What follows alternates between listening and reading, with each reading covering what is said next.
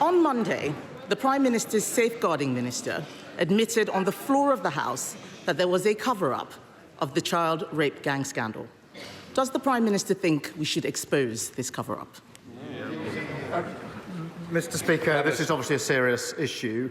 I oversaw the first grooming gang prosecution, which was in Rochdale more than a decade ago.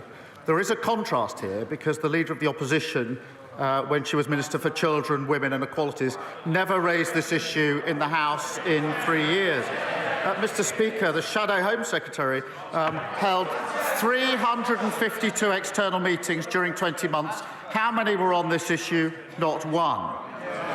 And they failed, of course, to implement a single recommendation for the independent inquiry into child sex abuse. Mr. Speaker, my position is absolutely clear. Where there's evidence, the police should investigate and there should be appropriate prosecutions. That's route number one. Route number two, we should implement existing recommendations, which did expose what went wrong. They weren't, those recommendations were not implemented by the last government. They're being implemented by this government. We are providing for local inquiries. We're investing more on delivering truth and justice for victims than the party opposite did in 14 long years.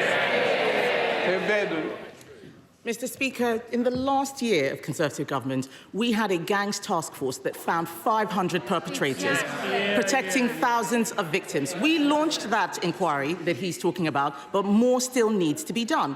It's now 4 months since I asked him for a full national inquiry. Instead, he promised 5 local inquiries. There will be one in Oldham. Will he now name where the other 4 inquiries will be? Prime Minister. Mr. Speaker, we are providing for local inquiries.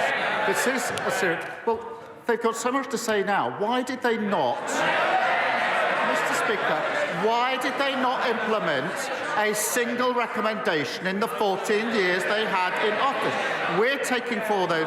There are recommendations already in place about the change that needs to be taken. They sat on a shelf under the last government. We are acting on them. We are providing for local inquiries, and we're investing more in delivering truth than they ever did. He cannot name a single place because nothing is happening. He stood there at the dispatch box, promised 5 local inquiries. Nothing is happening. On the last day of term, he had his minister come out to water down the promise to say they would provide funding. That is not good enough. At least 50 towns are affected by rape gangs. Places like Peterborough, Derby, Birmingham, Nottingham, Leicester, Rotherham, Rochdale and Preston. Is he dragging his heels on this because he doesn't want Labour cover-ups exposed? Mr. Speaker, I spent 5 years prosecuting this case. Mr. Speaker, I was the prosecutor that brought the first case. And when that file was brought to my attention, Mr. Speaker, I noticed that one of the defendants had not been prosecuted previously.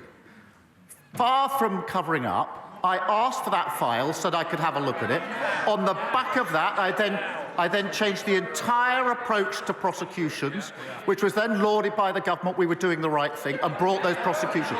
So my record was going after where I thought something had gone wrong and putting it right. She stayed silent throughout their years in government, and so did the entire front bench. Mr. Speaker, he's not the Director of Public Prosecutions anymore. He is the Prime Minister. People want to know what he is going to do now, not talk about what he did years ago. We are asking for a full national inquiry. Andy Burnham wants a national inquiry. He's not Conservative, he's Labour. Harriet Harman wants one. The member for Rotherham wants one. All of the victims I have met want a full national inquiry. He keeps talking about local inquiries, yet they have not got going. And they haven't got going because local authorities don't want to investigate themselves. Local inquiries cannot force witnesses to appear. Local inquiries can't force people to give evidence under oath. So why won't he have a national inquiry? Mr. Speaker, we've had a national inquiry. We've had recommendations. There are hundreds of recommendations that have been made in relation to this issue. It is a serious issue. I strongly believe that we should implement the recommendations that have already been made. And that is what we are doing. I strongly believe we should listen to victims, and we've been listening to victims on this side for decades and working with victims for decades in relation to what they want, which is local inquiries, and we've set those local inquiries up. Kemi Badenoch. Mr. Speaker, he says we should listen to victims. The victims want a national inquiry. We haven't had a national inquiry. We had the child sex abuse inquiry, which Conservatives launched. There is still more to be done. It didn't cover this scandal in detail. In Manchester, just last year, authorities were still covering up abuse. The local inquiry chair there has quit. Bradford Council, an area of some of the worst abuses, refuses any inquiry, local or national. Whether it's the streets of Birmingham or the Town Hall of Bradford, it is chaos and cover-ups with Labour councils. When will he show leadership and do the right thing? The right thing is to implement the recommendations that we've got, which is what they've palpably failed to do in government. The right thing to do is to have the national inquiries that we need, which is what the victims want. The right thing to do is to invest in our criminal justice system so we can bring people to justice. They've absolutely collapsed the criminal justice system. Prosecutions for rape under their watch, they go up or down. They went down to record lows. Investment in prosecuting these cases went down. Their record was abysmal. They should hang their heads in shame. Mr. Speaker, this is just distraction tactics. He hasn't read the recommendations, because if he had read the recommendations, he would know none of them would tackle this issue. The fact is, if I were standing where he is, we would have had a national inquiry months ago. This issue is personal for me. I have met many of the victims. This is about the protection of children. Nothing else is more important.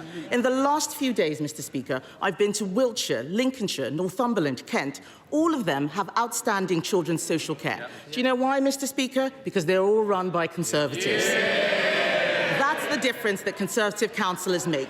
Isn't the choice tomorrow between chaos and cover-ups under Labour councils or better services under the Conservatives? She says they'd have a national inquiry.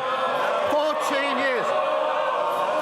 14 years, and they didn't do it. It's so hollow. And yes, tomorrow is the first opportunity the country has to pass their verdict on the Leader of the Opposition and the party opposite after the general. Have they changed? Have they learned? It's passing verdict on the Leader of the Opposition.